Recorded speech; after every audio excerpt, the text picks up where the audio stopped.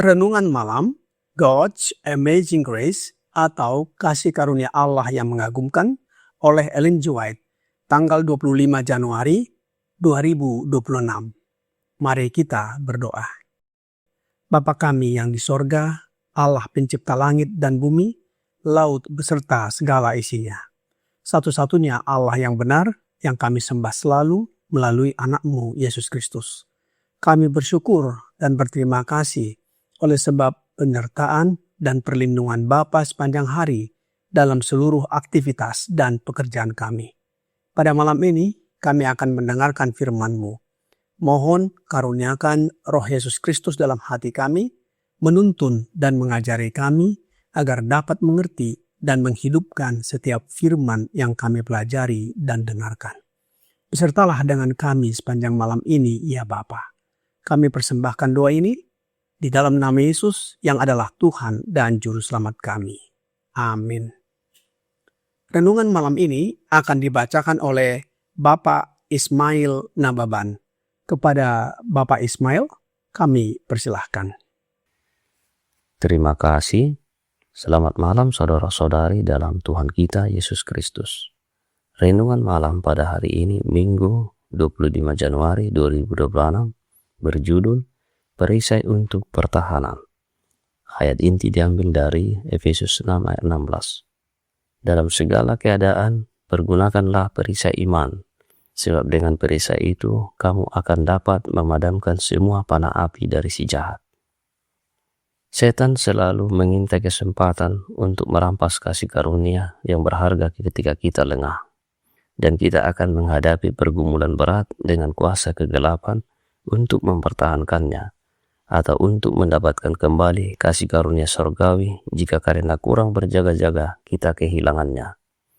Namun adalah hak istimewa orang Kristen untuk memperoleh kekuatan dari Allah agar dapat memegang setiap karunia yang berharga. Doa yang sungguh-sungguh dan penuh iman akan diperhatikan di surga. Ketika para hamba Kristus mengambil perisai iman sebagai pertahanan mereka dan pedang roh untuk berperang, bahaya besar mengancam perkemahan musuh. Di tengah jerat-jerat yang mengancam semua orang, mereka membutuhkan pertahanan yang kuat dan dapat dipercaya untuk diandalkan. Banyak orang pada zaman yang rusak ini memiliki persediaan kasih karunia Allah yang sangat sedikit, sehingga dalam banyak kasus pertahanan mereka runtuh pada serangan pertama, dan pencobaan yang ganas menawan mereka. Perisai kasih karunia dapat menjaga semua orang agar tidak dikalahkan oleh pencobaan musuh, meskipun dikelilingi oleh pengaruh yang paling merusak.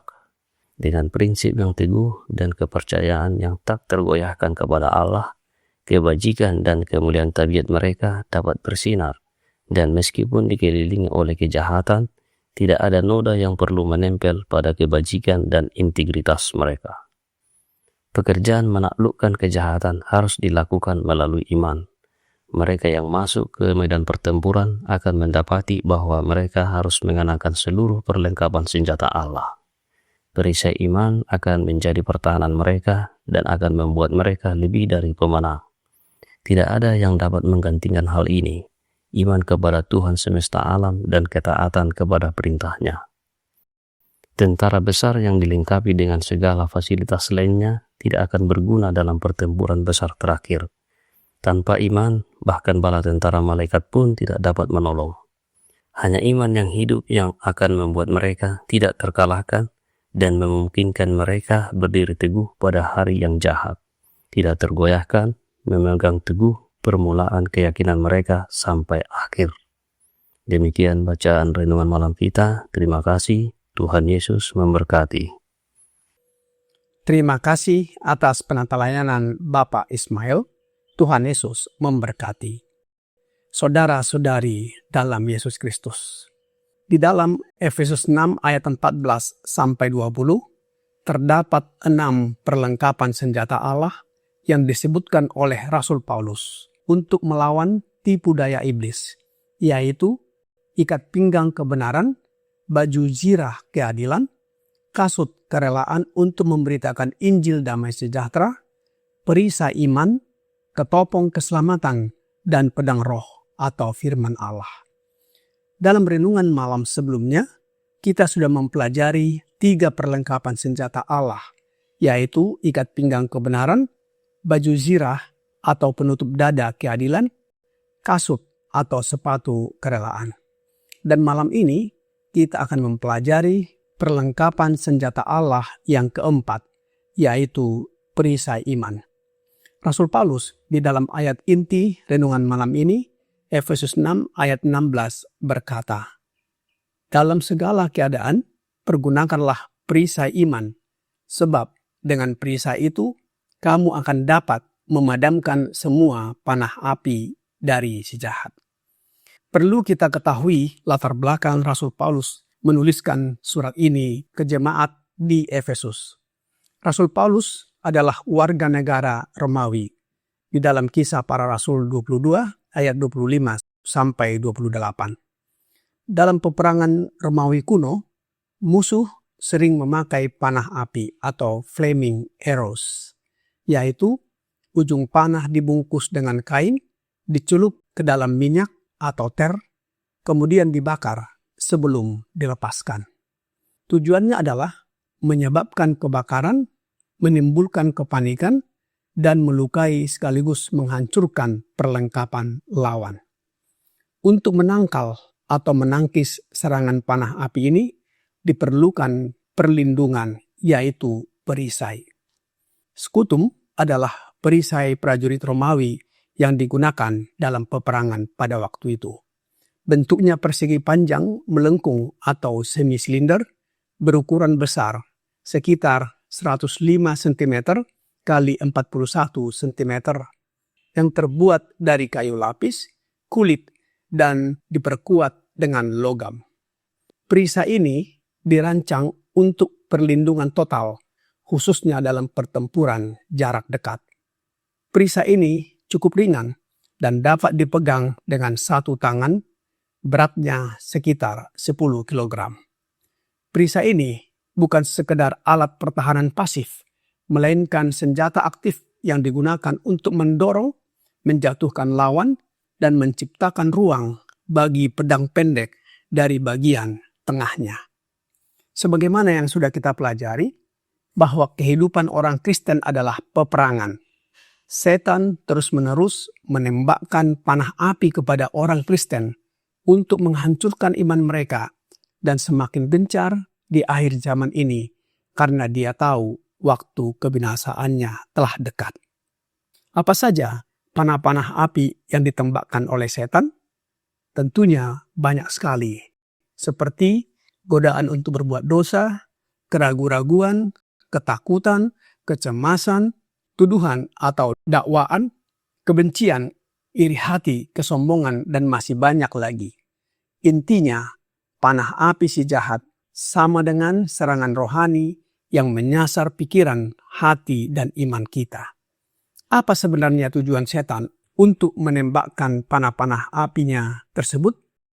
Roh Nubuat di dalam The Review and Herald tanggal 10 Februari tahun 1903, paragraf 3 berkata, "Pekerjaan setan adalah melengsarkan Allah dari hati dan membentuk kodrat manusia menjadi gambarannya sendiri yang cacat. Ia membangkitkan semua kecenderungan jahat, membangkitkan nafsu dan ambisi yang tidak suci. Ia menyatakan, segala kuasa ini, kehormatan ini, kekayaan ini, dan kesenangan berdosa ini akan kuberikan kepadamu. Tetapi syaratnya adalah integritas harus diserahkan, hati nurani ditumpulkan. Dengan demikian, ia merendahkan kemampuan manusia dan menawannya dalam dosa." Bagaimana caranya kita memadamkan semua panah-panah api setan ini yang tujuannya melengsarkan Allah dari hati kita? Kita menggunakan perisai iman, percaya dan berpegang teguh pada Allah dan firman-Nya di dalam anaknya Yesus Kristus. Oleh sebab itu, umat Allah, umat percaya hidup oleh iman. Alkitab di dalam Ibrani 11 ayat 6 berkata, "Tetapi tanpa iman tidak mungkin orang berkenan kepada Allah. Sebab barang siapa berpaling kepada Allah, ia harus percaya bahwa Allah ada dan bahwa Allah memberi upah kepada orang yang sungguh-sungguh mencari Dia." Renungan malam ini, God's Amazing Grace, halaman 33, paragraf 4, berkata, "Perisai iman akan menjadi pertahanan mereka dan akan membuat mereka lebih dari pemenang. Tidak ada yang dapat menggantikan hal ini. Iman kepada Tuhan semesta alam dan ketaatan kepada perintahnya, tentara besar yang dilengkapi dengan segala fasilitas lainnya, tidak akan berguna dalam pertempuran besar terakhir. Tanpa iman, bahkan bala tentara malaikat pun tidak dapat menolong. Hanya iman yang hidup yang akan membuat mereka tidak terkalahkan dan memungkinkan mereka berdiri teguh pada hari yang jahat, tidak tergoyahkan, memegang teguh permulaan keyakinan mereka sampai akhir." Tuhan Yesus adalah perisai iman bagi umatnya. Hanya Dia yang harus menjadi kekuatan dan kecukupan kita dan menjadikan kita sebagai pemenang. Ia berkata kepada umatnya, "Jangan takut, aku adalah yang hidup. Aku telah mati, namun lihatlah, aku hidup sampai selama-lamanya." Wahyu 1 ayat 17 dan 18. Karenanya, kita harus senantiasa mengenakan perisai iman ini dalam kehidupan kita. Yesus telah berada di sorga. Bagaimana caranya kita mengenakan Yesus dalam kehidupan kita? Benar, Tuhan Yesus bertindak melalui Roh-Nya. Roh-Nya adalah wakilnya. Melalui Roh-Nya, Ia mencurahkan kehidupan rohani ke dalam jiwa, menghidupkan energinya untuk kebaikan, membersihkannya dari kekotoran moral, dan memberinya kelayakan bagi kerajaannya. Yesus memiliki berkat yang melimpah untuk dianugerahkan, karunia yang melimpah untuk dibagikan di antara manusia. Roh nubuat di dalam The Review and Herald tanggal 10 Februari tahun 1903, paragraf 8 berkata, "Kita hendaknya berdoa dengan sungguh-sungguh, memohon turunnya Roh Kudus sebagaimana para murid berdoa pada hari Pentakosta. Jika mereka membutuhkan kuasa roh pada waktu itu, kita lebih membutuhkannya saat ini. Segala macam doktrin palsu, ajaran sesat, dan tipu daya menyesatkan pikiran manusia. Dan tanpa bantuan roh, upaya kita untuk menyampaikan kebenaran ilahi akan sia-sia." Saudara-saudari dalam Yesus Kristus, perisai iman adalah Roh Yesus Kristus yang hadir dalam hati kita, yang kita andalkan dalam segala keadaan. Kiranya renungan malam ini membawa pembaharuan dan sukacita bagi kita. Tuhan Yesus memberkati. Mari kita berdoa. Bapa kami yang di sorga, terima kasih atas firman yang sudah kami dengarkan malam ini. Tolonglah kami agar senantiasa memiliki Roh Yesus Kristus dalam hati kami, agar kami dapat memadamkan panah-panah api si jahat. Hanya dengan pertolongannya, kami dapat bertahan dari serangan setan dan menang. Oleh sebab itu ya Bapa, kami mohon karuniakan Roh Anak-Mu Yesus Kristus dalam hati kami, agar kami tetap setia dan hidup menuruti kehendak-Mu. Biarlah karakter kami diubahkan menjadi serupa dengan karakter Yesus, dan bersiap menyambut kedatangan Yesus yang kedua kali, dan kami dapat diangkat masuk ke dalam kerajaan sorga. Banyak dosa dan pelanggaran yang kami lakukan, ya Bapa. Mohon ampuni kami. Kami persembahkan doa ini hanya melalui Yesus Kristus yang adalah Tuhan dan Juru Selamat kami. Amin.